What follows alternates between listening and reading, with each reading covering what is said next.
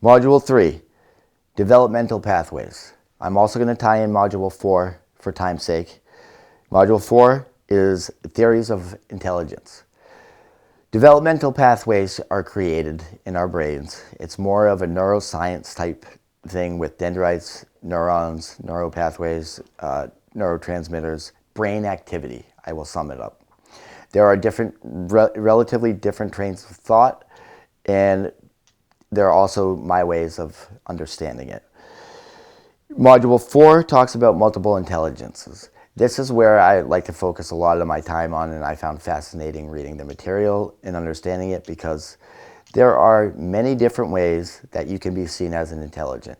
I happen to be seen as intelligent as a hands-on person, a kinesthetic. Let me feel it, let me touch it, let me mold it, let me shape it. This is a tool that I use to make Adirondack chairs. I'm really hands-on. I'm also visual, and I'm also audio. I like to hear what people have to say. I like to analyze their nonverbal cues when I'm speaking to them so I can get a better sense. So I tie in visual, kinesthetic, and audio. There are musically inclined intelligences.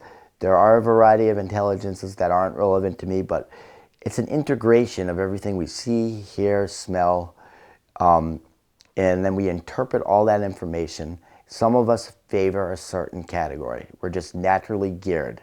It's innate for us to gravitate towards that subject matter and the way of learning. When you have cognitive development going on and you're learning something, I mean, you're taking in everything in the beginning. Like driving a car, you sit behind the wheel, and for the first time, you got your driver's permit at 15 and a half. You're in a parking lot and you rev the engine, but you put your foot down too hard and it revs up really loud. And then finally, you fast forward to when you're taking your driving test and you're doing everything from parallel parking to finding that sweet spot, maybe even driving a stick shift. You took in all that information with your intelligences. You had your sound of the engine, you've had your foot pressing the gas, you could feel how heavy you were pressing down on it, and then you could see the road in front of you and whether you were going to hit an obstacle. That's integrating multiple intelligences. That's kind of where I'm at, and that's where a lot of students are at. Now, I appreciate music, but I can't sing. I don't have the pipes. I can't get in harmony, I can't get in tune. I don't have it yet. If I wanted to, I could learn. And I believe I have the ability to learn what I desire, but I don't have the curious questions and I don't have the self-confidence to go into the music realm. Do I appreciate it? Yes. But my intelligence are an integration, and it's like driving a car. I also understand that there's personal and interpersonal relations with students that I need to be aware of, and I need to take a step back, and if they're saying one thing but their face is saying I've been up all night playing video games, I got to make a distinction as to whether they're going to be safe in the machine room or working on the boat that day with heavy machinery. Sometimes what they say isn't what their face tells me.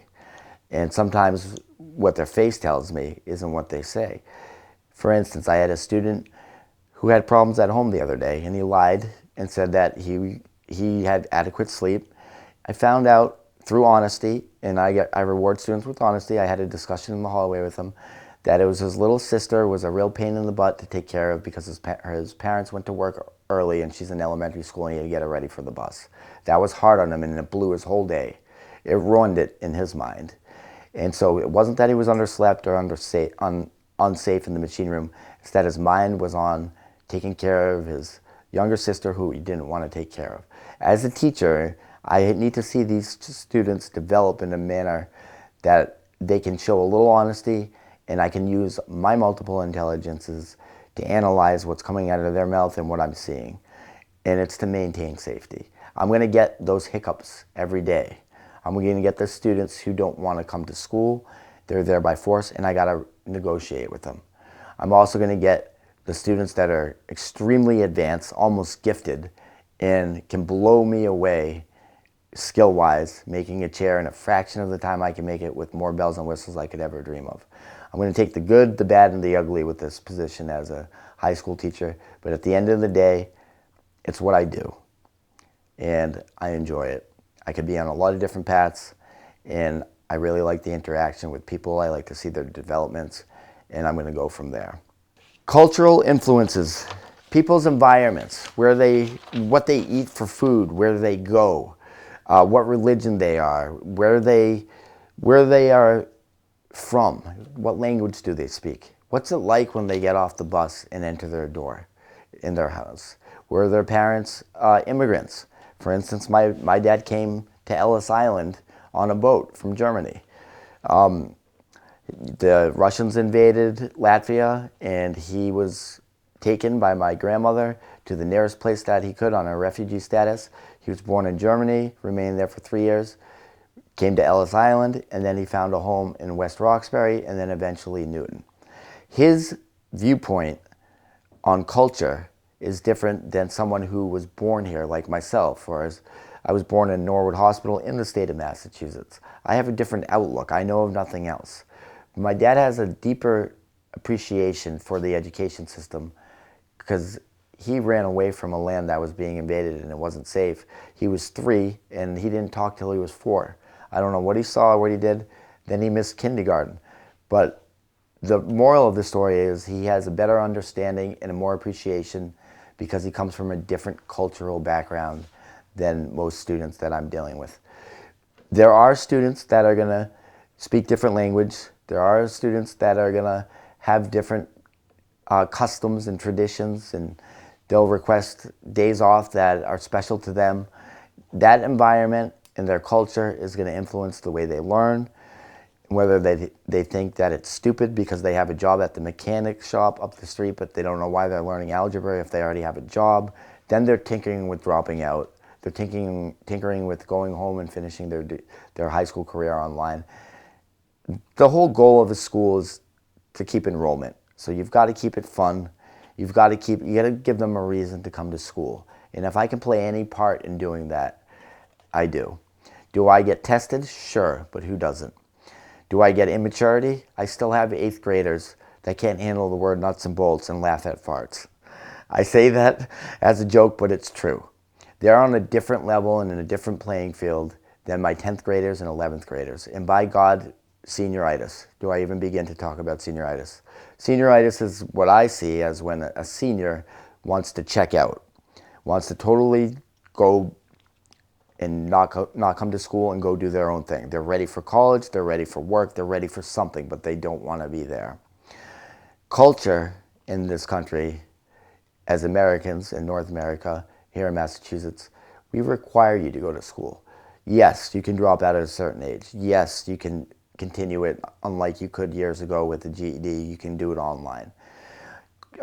You have to deal with what you want to do. And when you're a junior and a senior, you're ready for a talk, or what I do is I have a group to regather their thoughts, to get them back working on the boat, to get them back into the community. And I have to close class down, and we have a woodshop therapy class. All right, I do that more if needed and less if I don't. But there's always group that comes every term, every semester, where I got to get the kids back to ground zero. I got to get them re-engaged. I got to ask them what's going on. And once we do that, then their development journey comes to a midpoint, and they get ready to go on to be independent, fend for themselves, and create their own story, choose their own jobs, and develop in a way that's answering questions that are specific to them. Their curiosity is going to be led by what fascinates them. And some of what I do is to expose them to many different things. Someone that wants to make a chair might think the chair's been done, did that, they're done with it. Now they want to make a bike rack because they have 10 bikes at home. So they learned the skills, they transferred them to what was relevant to them, and there we go. Learning is evident. I got a story about the Emily Carroll, and this is going to wrap up most of what I have to do for modules. I will touch on motivation and learning through this story, and then I will touch on module 8, which is the disciplines of transfer, which I've already touched on, and I will touch on module 9, which is, this is all through this one story, which is how do schools impact learning.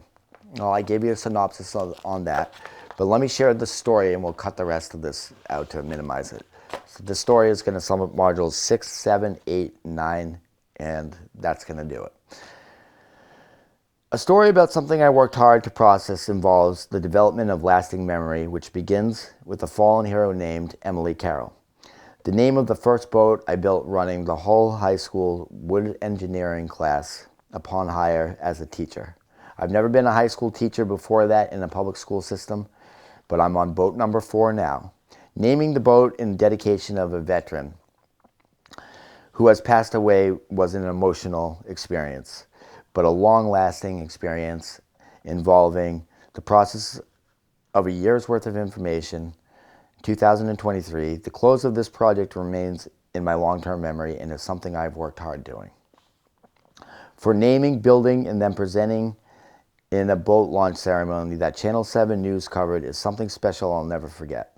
The superintendent, Judy, at the time of my hiring asked me if I was open to building boats. Long story short, I said yes. After that agreement, I was hired and my career took a whole entire new level. But I started to understand how throwing emotion makes people remember.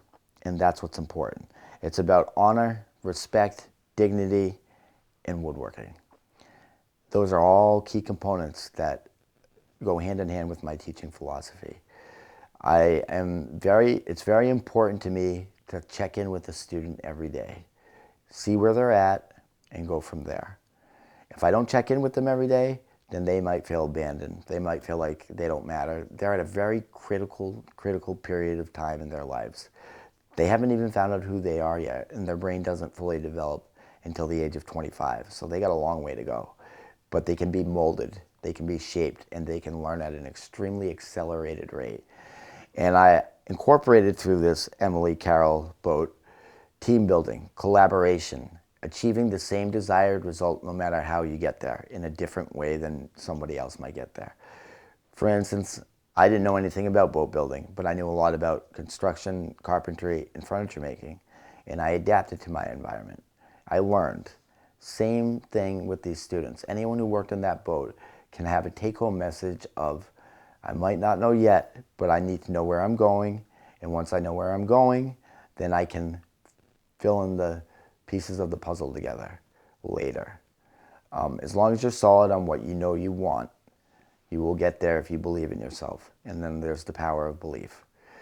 If you honor that power of belief, you'll be certain and confident that you'll get there, even if you don't know the steps you have to take to get there. Keep your eye on the prize. My name is Derek Skapars, Gordon College student and student of Professor Mike. Thank you.